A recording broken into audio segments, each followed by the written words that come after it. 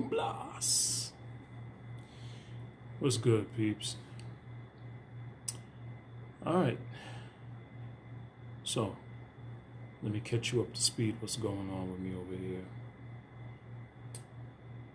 Let's see. So, I became a traveling aide. Yeah. So this is my first time doing this. Always wanted to do this. I was always, keeping an eye on other traveling aides who have and are doing it. Kept an eye on their videos and, just trying to get some knowledge and information as much as I could about it. So finally the opportunity was presented to me and I jumped on it. With some anxiety, of course. I had a little bit of nervousness because it requires me to be away from home. And it's one thing to be away from home for a couple of days, but the assignment that I've accepted actually requires me to be away from home for a whole month. And my stay or I might get extended. So I don't know yet. I'm still waiting to hear back from my recruiter. But so where am I? I am no longer in Philly right now. I've been out here in Indiana. This week, today is December 1st. So this week, tomorrow, I believe, would make 4 weeks. Yeah. So I'm right at the edge of a month. And being that this is my first time, before I left home, I drove, by the way. I drove all the way out here. It was about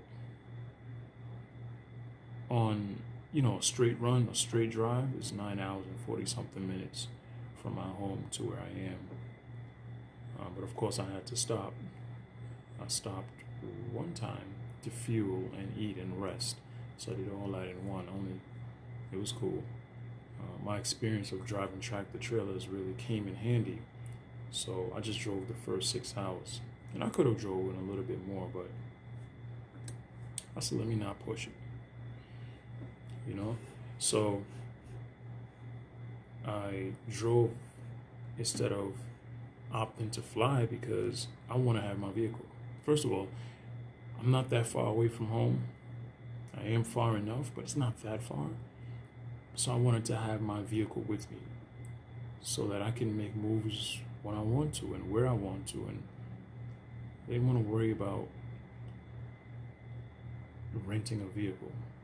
It's one thing enough that I'm renting a hotel room, but I didn't want any more expenses other than the room, other than my laundry and feeding myself.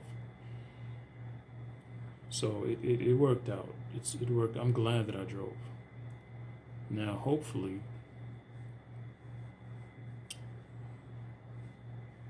when they extend, because I believe they're going to extend it. I believe they're going to extend the contract, but I just don't know if it's going to be at this particular location that I'm assigned to out here in Indiana.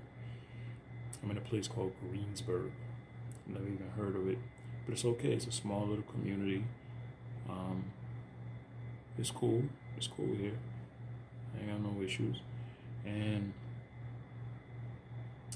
what else? The facility that I'm working for, it is an assisted. It has quite a few different units going on in there. It's assisted living on one unit, dementia unit on another unit,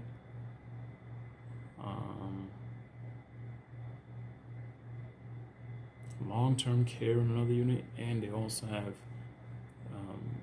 they have a rehab center in the facility. So It's almost similar to my last employer, except there was no assisted living. It was just long-term care, rehab, dementia unit. But I'm having a blast out here. My coworkers have been wonderful to me. They've been treating me great. I mean, they accepted me with open arms, and they made me feel very welcome.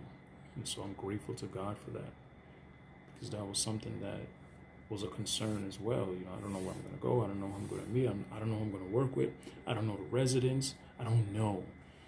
So all these uncertainties, but I just came with faith, and brought my work ethic with me, and just hope for the best. Yeah. What else? What else I want to tell you guys? So the hotel that I'm at, so the travel agency that I work for, they left that up to me of choosing my own lodging, which at first I didn't like that idea. I didn't like that idea at first, but I'm glad that they did, because I am literally around, everything around me that I need is around me. I don't ever have to leave this little community, which I've only left it twice. Once to go to the park. I went to a state park. Actually, that park that I went to was in my last video. And the second time that I left, I went to a place called Greenwood, and I went to Dave and Buster with my family. They had drove all the way out here. My wife and my children, they drove all the way out here to come spend a little bit of time with me. It was well needed.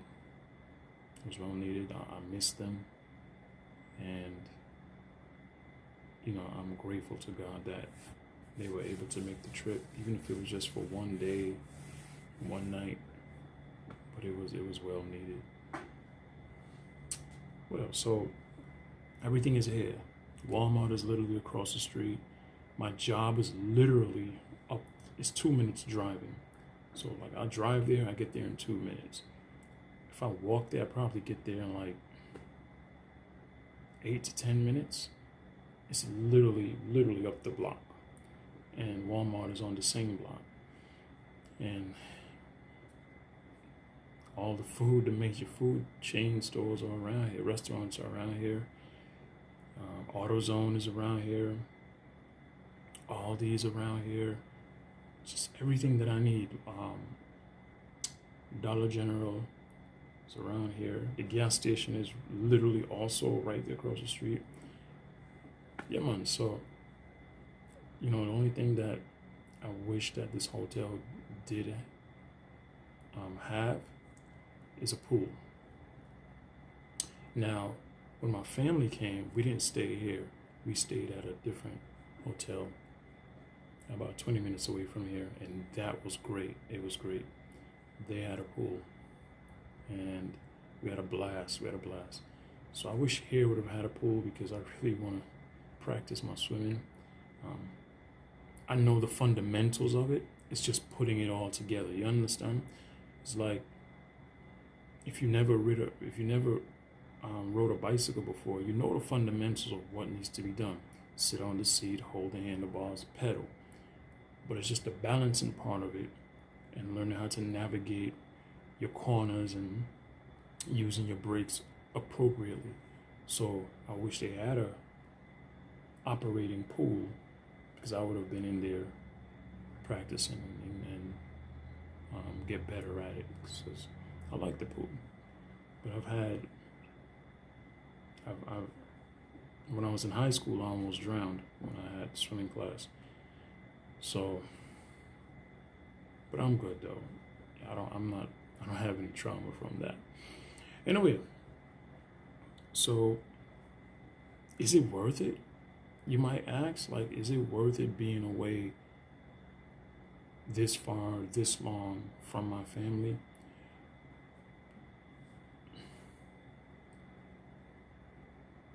I have a goal. The goal is what makes it worth it. And so my advice to you is if you're considering becoming a traveling aide, traveling CNA, which is not, there's a lot of us, but it's not a lot of us. I think there's more traveling nurses, practical nurse and registered nurses more than the aides actually. I think there's more of you guys out there than us nurse assistants.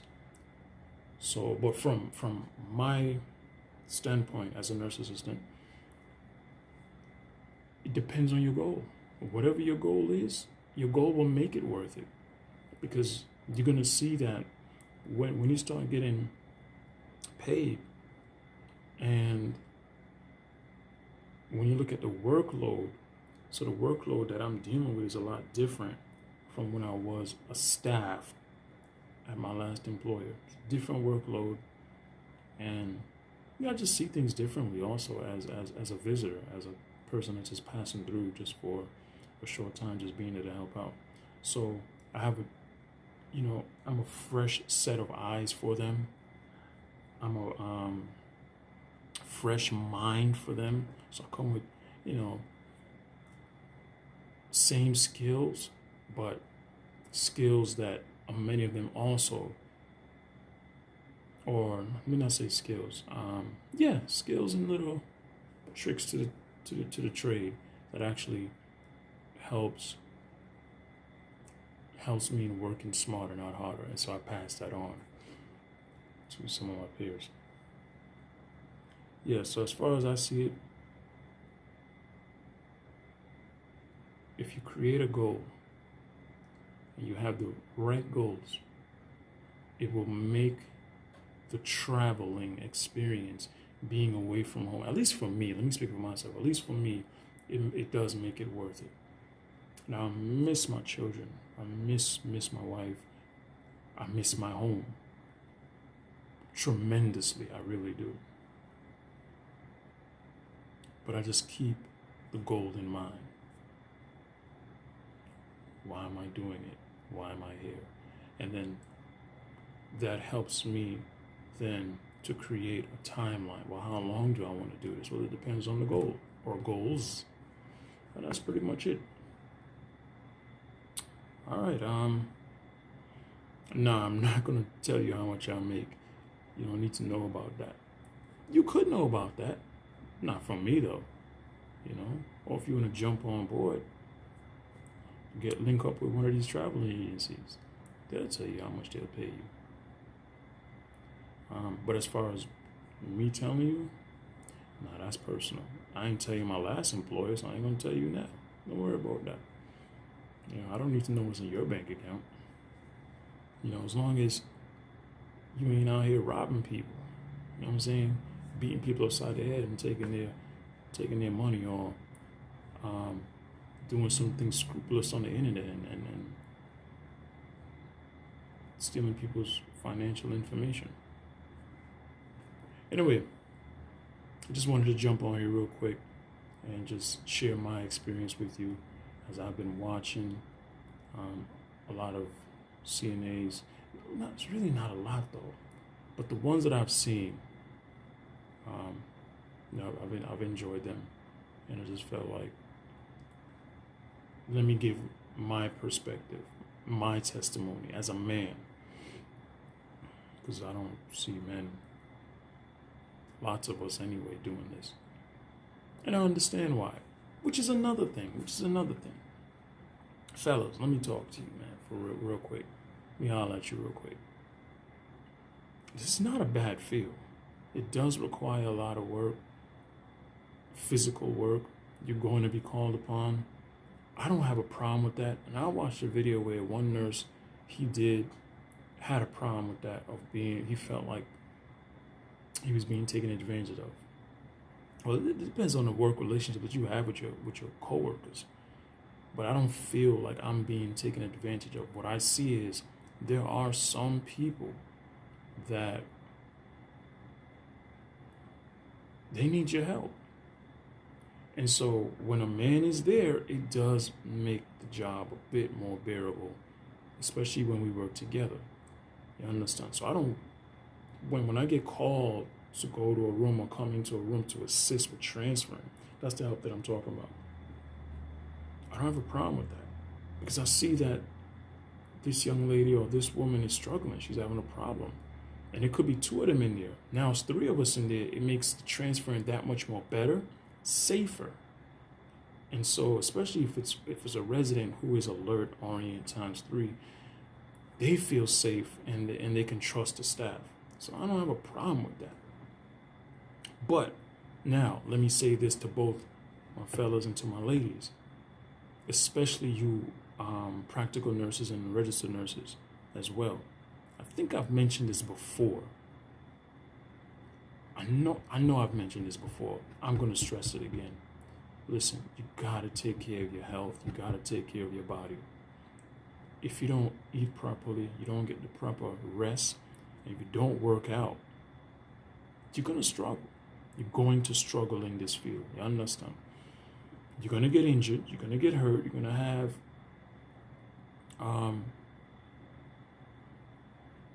to have moments where you're physically exhausted because you're not in shape, number one. And then you're mentally exhausted because your mind ain't right, number 2.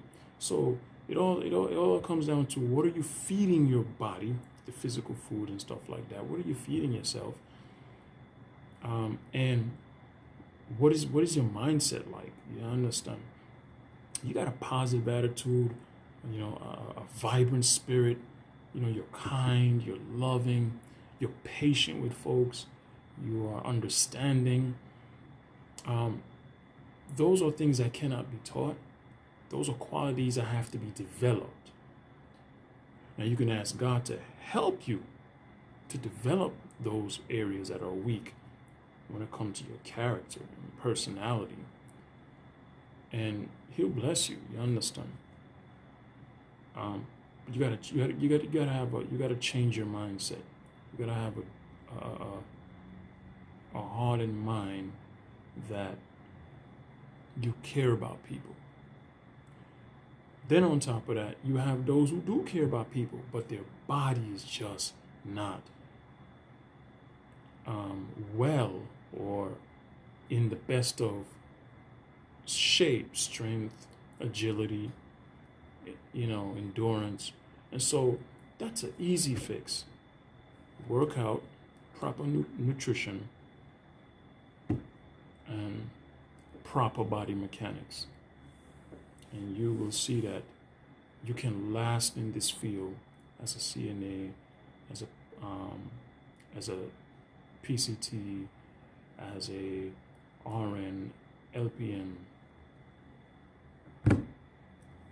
in all of the allied field. Even as a EMS, EMT. You ever look on the firefighters? Those guys, man, those guys is in shape. Those guys, they have to be. They have to. Now, yeah, there are a couple that they need to get back in shape. But you know what? They started out in shape and they were able to do the job and perform it at a high level. To take care of people, it requires a lot of work, a special physical work. So if you want to last in this for a long time and not come out of it broken, injured, your body just mush up and pop down, better you just take care of yourself. You understand? All right, that's it for me. I'm out. We'll get something to eat. We'll give you a tour of my room, but don't worry about that. It's just a hotel room. It's nothing really to see. Got the microwave, got the fridge, got the TV, got the shower, got the bed. I bought a juicer, bought a rice cooker. All right, I'll show you real quick. Yeah, there's a juicer, microwave, fridge. See it there.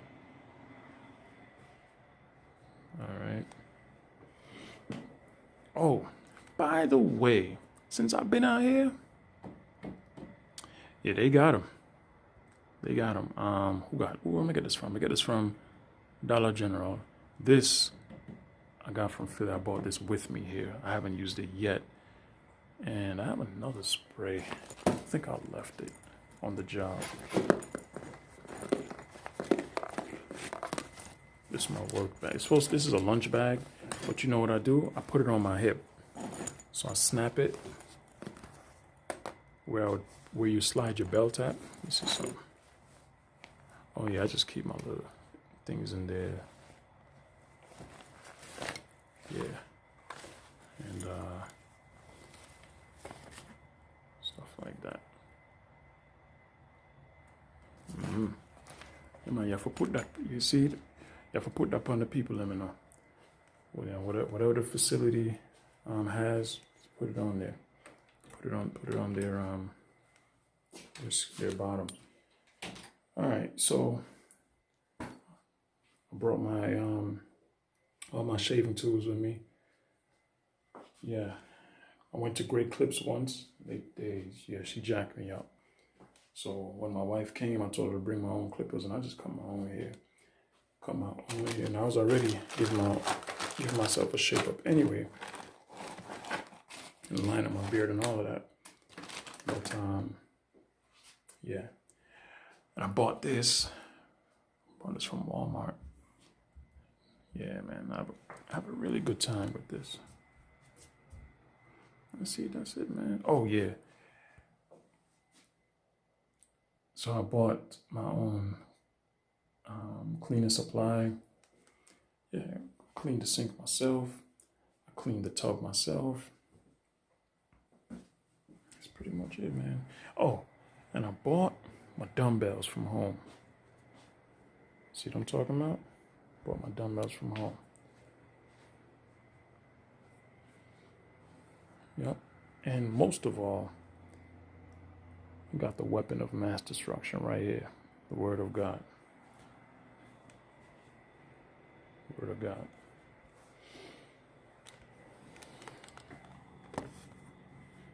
Alright. That's it. I'm out. Alright. So, you know what I want for you to do, right? Continue to live on purpose. Godly purpose. Thanks for watching. Appreciate it. Kaboom!